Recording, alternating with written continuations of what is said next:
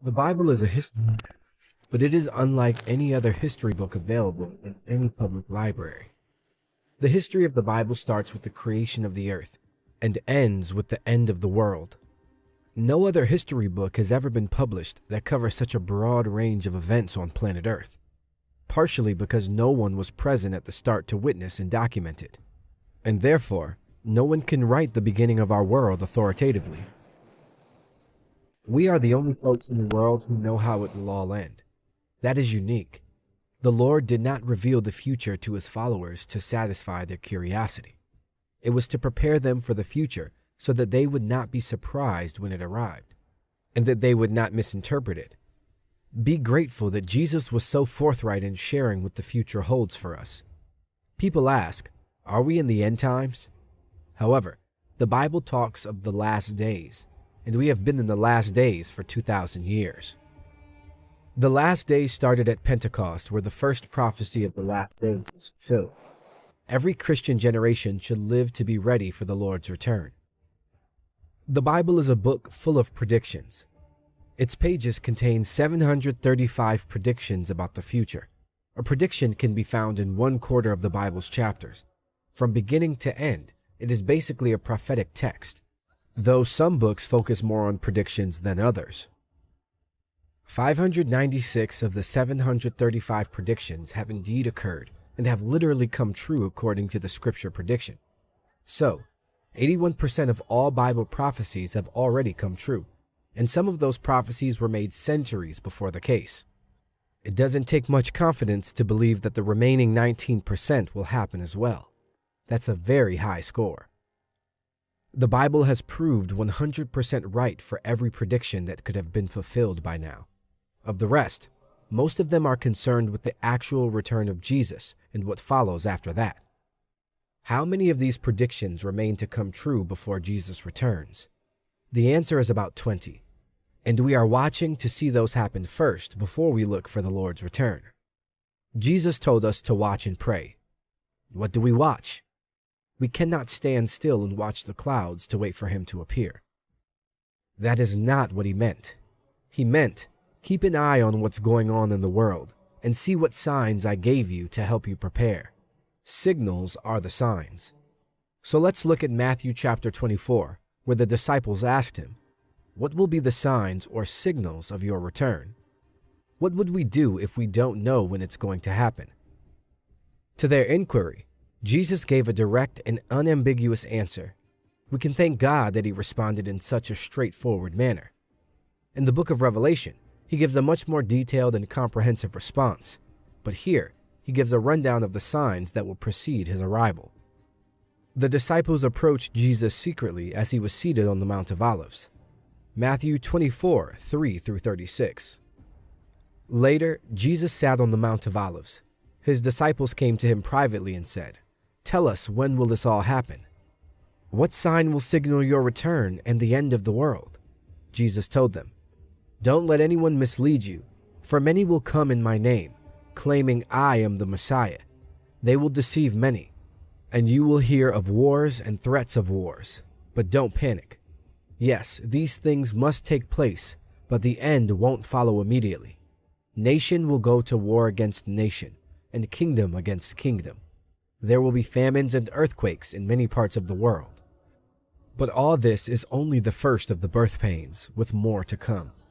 Then you will be arrested, persecuted, and killed. You will be hated all over the world because you are my followers. And many will turn away from me and betray and hate each other. And many false prophets will appear and deceive many people. Sin will be rampant everywhere, and the love of many will grow cold. But the one who endures to the end will be saved. And the good news of the kingdom will be preached throughout the whole world, so that all nations will hear it, and then the end will come. The day is coming when you will see what Daniel the prophet spoke about, the sacrilegious object that causes desecration standing in the holy place. Reader, pay attention. Then those in Judea must flee to the hills. A person out on the deck of a roof must not go down into the house to pack. A person out in the field must not return even to get a coat. How terrible it will be for pregnant women and for nursing mothers in those days. And pray that your flight will not be in the winter or on the Sabbath. For there will be greater anguish than at any time since the world began, and it will never be so great again. In fact, unless that time of calamity is shortened, not a single person will survive. But it will be shortened for the sake of God's chosen ones. Then if anyone tells you, "Look, here is the Messiah," or "There he is," don't believe it. For false messiahs and false prophets will rise up and perform great signs and wonders, so as to deceive, if possible, even God's chosen ones. See, I have warned you about this ahead of time. So if someone tells you, "Look, the Messiah is out in the desert," don't bother to go and look. Or, "Look, he is hiding here," don't believe it. For as the lightning flashes in the east and shines to the west, so it will be when the Son of Man comes. Just as the gathering of vultures shows there is a carcass nearby, so these signs indicate that the end is near. Immediately after the anguish of those days, the sun will be darkened, the moon will give no light, the stars will fall from the sky, and the powers in the heavens will be shaken. And then at last, the sign that the Son of Man is coming will appear in the heavens, and there will be a deep mourning among all the peoples of the earth, and they will see the Son of Man coming on the clouds of heaven with power and great glory. And he will send out his angels with the mighty blast of a trumpet, and they will gather his chosen ones from all over the world, from the farthest ends of the earth and heaven. Now learn a lesson from the fig tree. When its branches bud and its leaves begin to sprout, you know that summer is near. In the same way, when you see all these things, you can know his return is very near, right at the door. I tell you the truth. This generation will not pass from the scene until all these things take place. Heaven and earth will disappear, but my words will never disappear. However, no one knows the day or hour when these things will happen, not even the angels in heaven or the Son himself. Only the Father knows. Now, in that passage, he gave 4 distinct signs of his coming. So, what exactly are these 4 signs he gave us? The first is clearly disasters in the world, and he mentions, for example, wars, famines, and earthquakes. These are certainly happening, but they have been happening for over 2,000 years. They are getting more intense. So we certainly are in this first sign. There are already wars, rumors of wars, earthquakes, and famine. Jesus says, don't be deceived. He says that again and again, all the way through. As we get nearer to the end, the danger is deception, both inside and outside the church. In this case, he says, from false Christs, false messiahs, people who will take advantage of the turmoil of natural disasters to present themselves as saviors. There are well-known examples of people who pretend to be saviors and lead people into desert locations, only to end in tragedy. However, there are many false Christs, false saviors who claim to be the promised deliverer from all our troubles. The more problems there are, the more false deliverers there would be. But, as Jesus advises us, don't be alarmed. Don't be worried when you learn of a new war, a new tragedy, or a new famine breaking out. He said something astonishing. These are painful events, but they are not pangs of death. They are birth pains. So when you read of disasters in the media, these are the pains that mean something new is about to be born. This should completely change our attitude. We know what the world is coming to. We should not be alarmed or dismayed, not as worried as the world will be about these things. Disasters in the world are the pain of birth in a new world that is to be born. Therefore, we are very different. We have sympathy for those who are suffering disasters, and hopefully we express it in help. But in our hearts, we are not alarmed. We are hopeful. We are looking for a new birth of a new world, and therefore we are not dismayed or depressed by all the problems in the world. In short, Jesus' advice to us would be not to panic, not to be disturbed, but even to rejoice and say, these are all signs of something new happening. The second sign of his coming is not in the world but in the church.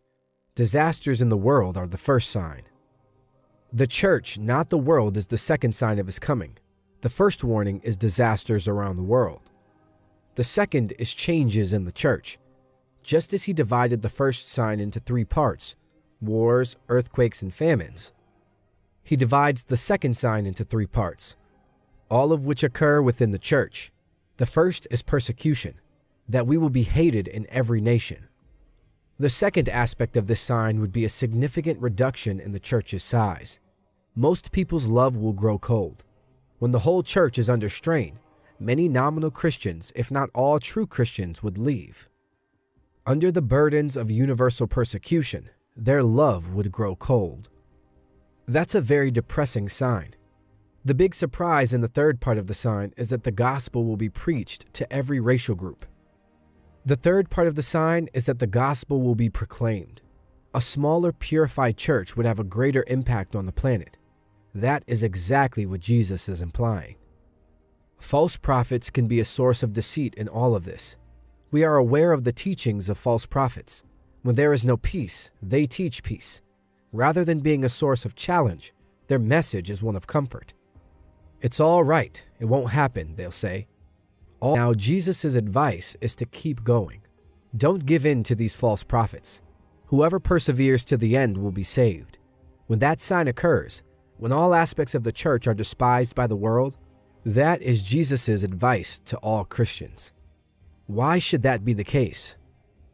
The answer is that wheat and tares grow together, and the closer they get to full maturity, the more tension there will be between them. So it's only natural that Christians will be under a lot of pressure in the end. Christians are social misfits, so there would be hatred. The world does not belong to us. Our citizenship is in the heavenly realms. We are unique, and it is because of our uniqueness that hate can arise. Since Jesus was so different from everyone else, he drew hate against himself. John 15:19. If you were of the world, it would love you as its own. Instead, the world hates you because you are not of the world, but I have chosen you out of the world. It's not fun to be despised. That takes us to the third sign of the end times, which is Jerusalem's distress. Geographically, it will be very limited. In this passage, Jesus quotes Daniel's prophecies, and there is a character in Daniel's prophecies who is referred to as the abomination of desolation. Daniel mentions it 3 times. What does it all mean? What's the big deal? It's about a human being, a man who establishes himself in the very city of God, calls himself God, and refuses to accept anyone else's will above his own. A tyrant whose arrival will have global ramifications, but who will be centered in Jerusalem, the city of God, the holy place. Then Jesus says that the fourth sign of his coming will come immediately after that. So we shall know when he is coming. We shall be ready.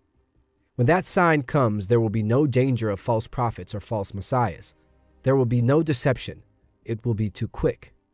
What will happen is that all natural light will be switched off. The sun will go dark. The stars will fall. There are many predictions of this all the way through the Bible. Isaiah says, "The heavens will be rolled up like a carpet. All the stars of heaven will be dissolved. The skies will be rolled up like a scroll, and all their stars will fall like withered leaves from the vine, like foliage from the fig tree." The natural light will be gone, leaving only artificial light to illuminate the earth. What is happening? What is going on? People may ask. This is it, Christians will exclaim. The sun, stars, and moon stop shining right before that happens. God turns off the lights of heaven to prepare for the blaze of light from the lightning that will mark his return. Then he comes on the clouds back to the planet Earth, and we meet him. We are not meeting in an earthly stadium because there isn't one large enough to accommodate such a large crowd. We'll reach him in the air, and that'll suffice. Isn't that a fantastic prospect?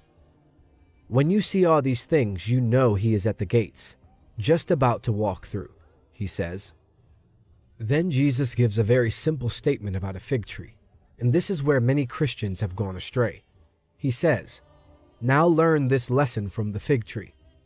As soon as its twigs get tender and its leaves come out, you know that summer is near." Jesus is telling us that when you notice all these events happen, you know that we are there. Now that analogy of the fig tree is not an allegory. It is a straightforward analogy from everyday experiences, such as Jesus often presented in his teaching. You see the fig tree doing this. You say the summer is coming. and it will come. In the same style, when you notice these 4 signs, you know that summer is coming. Sadly, people have read it as an allegory. In closing, our question for the day: what's a worship song that has helped you feel closer to God?